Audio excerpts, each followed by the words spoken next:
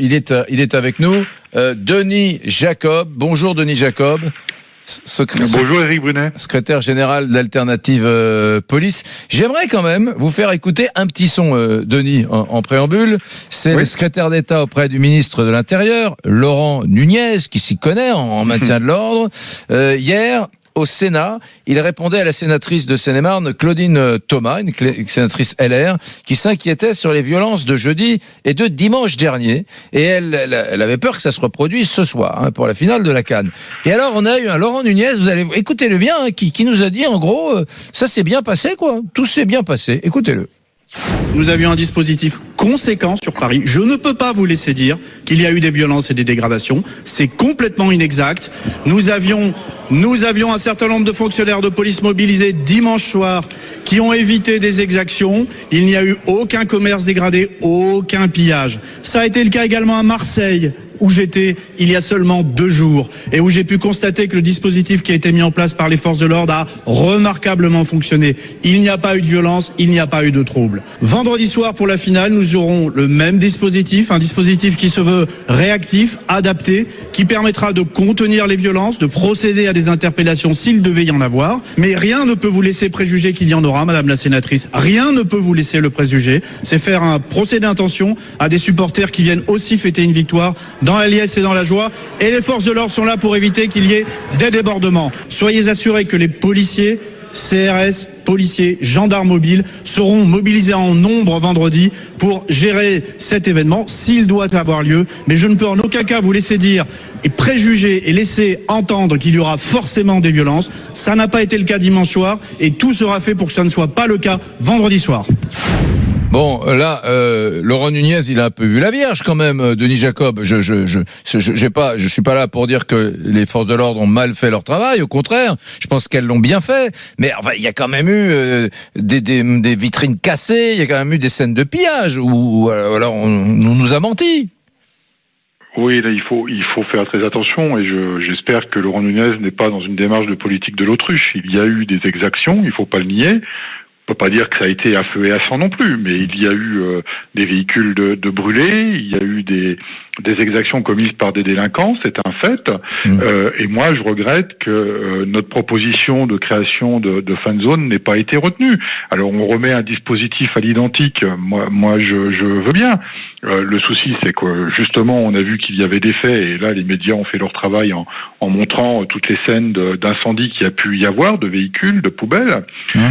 Et donc, encore une fois, le commerce, et on nous dit on va mettre une zone sanctuarisée sur les Champs-Élysées, de la place de la Concorde à la Porte-Maillot. Bon, c'est une fan zone à ciel ouvert, sauf que on n'aura pas la capacité de surveiller 3 kilomètres de rue. C'est tout. Donc moi, je le regrette. Je pense qu'il aurait été plus sage de prévoir des fan zones. Alors effectivement, ça implique à ce que les collectivités locales, les communes investissent, quelques dizaines de milliers d'euros, mais comme je l'ai déjà dit, est-ce qu'il vaut mieux investir quelques dizaines de milliers d'euros sur des fan zones ou est-ce qu'il faut dépenser des centaines de millions ou de milliers d'euros pour réparer tous les dégâts qui vont potentiellement être commis? On ne peut pas dire qu'il va y avoir des villes à feu et à sang, mais on ne peut pas dire qu'il ne va pas y en avoir non plus. Il faut être très prudent. J'espère, moi le premier, qu'il n'y aura rien. Je le souhaite de tout cœur, mais malheureusement, les événements précédents ont démontré que ce n'a pas été le cas. Or, on remet un dispositif à l'identique. Et la création de fan zones, ça consistait en quoi? Bien évidemment que c'est pas dans les fan zones qu'il va y avoir des débordements. Et justement, la mise en place gratuite. Et d'ailleurs, l'Institut du monde arabe le fait avec 2000 billets. Il va y avoir un écran géant, ça attire du monde, c'est gratuit. On va voir le match de manière autre que sur un petit écran. Et puis il y a la convivialité, la fête. Et puis il fait chaud, donc les gens vont sortir, donc ça attire du monde, tout le monde se retrouve en un même endroit. Nous, ça nous permet de déployer une mobilisation de policiers moins importante pour surveiller un périmètre déterminé, d'anticiper potentiellement ce qui va se passer après le match, donc en dehors de la fan zone, d'identifier potentiellement les perturbateurs qui seront là, qui viendraient sur ces fan zones, parce que ils seraient contents d'avoir un grand écran comme tout le monde, et puis de les suivre, de les identifier et éventuellement de les interpeller plus tard regard pour éviter tout débordement. Bon, Denis Jacob, j'ai compris. On n'est pas écouté les policiers de terrain. Voilà, Denis Jacob, j'ai compris. Vous, le secrétaire général d'Alternative Police, vous regrettez qu'il y ait ce soir le même dispositif pour le match de l'Algérie que celui des demi-finales ou celui même des quarts de finale. Voilà, vous le regrettez et vous n'êtes pas tout à fait d'accord lorsque Laurent Nunez, le secrétaire d'État auprès du ministre de l'Intérieur Castaner, dit il n'y a pas eu de problème lors des derniers matchs. On est d'accord. Mais non, on peut pas dire qu'il n'y a pas eu de problème. On peut pas dire que tout a été cassé, dévalisé non plus. Mais il faut pas dire qu'il n'y a pas eu de problème. Il y en a eu. Peut-être minime, mais il y en a eu. Mais minime.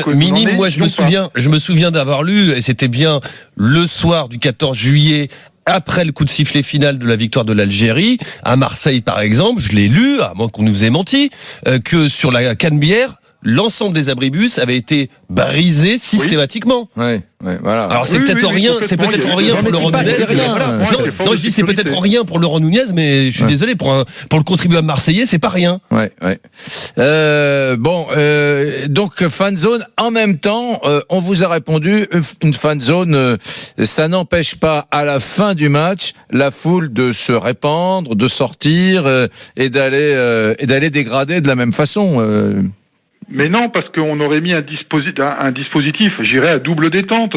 Tout d'abord, un dispositif de sécurité aux alentours de la fan zone pour faire en sorte que ça se passe bien, et puis d'identifier pendant ce temps-là ceux qui potentiellement pourraient être les futurs perturbateurs et casseurs, et puis un dispositif en retrait de maintien de l'ordre qui nous permet, avant même que les débordements puissent se produire au regard des comportements qu'on aurait en quittant la fan zone, de procéder aux interpellations et d'éviter justement que ça ne casse. C'était ça l'objectif, c'était de concentrer, de centraliser la population en un endroit spécifique et d'exfiltrer les futurs casseurs, parce que je voudrais quand même vous dire, Eric, il n'est pas question d'aller stigmatiser toute la communauté franco-algérienne. La grande majorité vont venir dans la bonne humeur, dans la convivialité, pour faire la fête, pas pour casser. Et ce ne sont que quelques voyous, délinquants, ceux-là même d'ailleurs qu'on a pu voir également en marge des manifestations des Gilets jaunes, venir casser et piller les vitrines de la rue de Rivoli.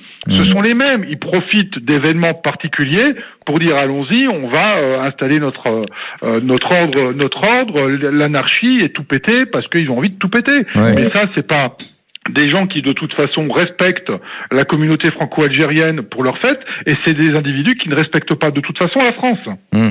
Je voudrais vous lire ce message d'Alexis sur Direct Studio, l'application RMC. Salut Eric, je suis policier. Je suis en contact avec beaucoup de mes collègues qui seront ce soir sur les Champs-Élysées. Le problème vient de plus haut. Les collègues sont là, prêts à intervenir et à interpeller les auteurs de dégradation et de violence, mais les ordres interdisent clairement à mes collègues d'intervenir pour faire cesser les vandalisations, nous dit-il. Il y a le discours officiel et la vérité, on ne veut pas de blessés. Oui, c'est possible ça, Denis Jacob, que on demande aux forces de l'ordre. J'en avais déjà parlé avec vous sur le plateau, Eric.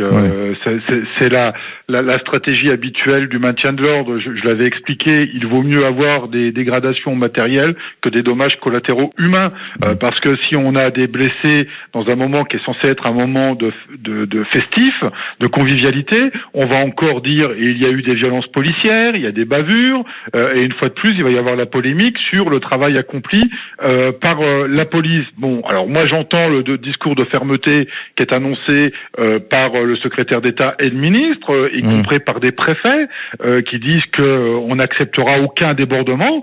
Eh bien, je dirais chiche.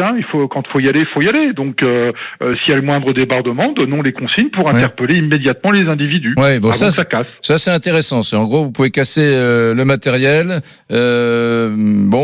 Ça on l'accepte, on le tolère.